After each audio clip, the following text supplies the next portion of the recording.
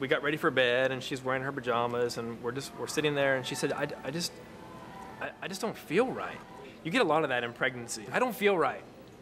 Well, you guys had that, right? Totally.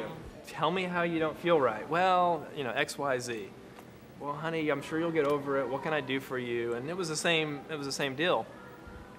And then it was weird though, because this time she got up and she started pacing back and forth. And I said, why are you pacing? She goes, I don't know. We need to go to the hospital.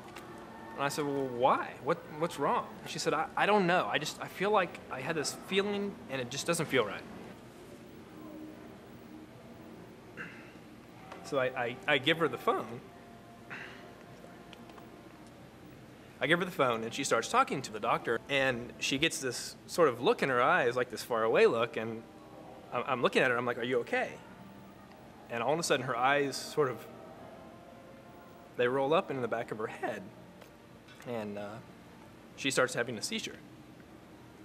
And she goes, I've never seen anyone have a seizure before, and it's really scary. Her eyes sort of close, and she gets rigid. And I recognize, for some reason I know it's a seizure. I don't know why. I just sort of think, okay, that's a seizure. And she drops the phone, and so I pick up the phone, and he goes, what happened? I said, I think she's having a seizure. And you know, in this country, it's funny, you know, house visits from doctors stopped many decades ago. And he goes, I'll be right there. Hang up, you know, call 911, tell them to send an ambulance. Anyway, we go in the ambulance, we go to the hospital, and they put her in there, and they have this drug that they need, and they give her an IV with it. And he says, well, let's check the heartbeat. By this time, you know, at 8 months, you have been to every single doctor visit I've gone to, and every single one, it's the same deal. They put that thing on there, and it's normal, and you hear the heartbeat. And you're like, well, of course you do.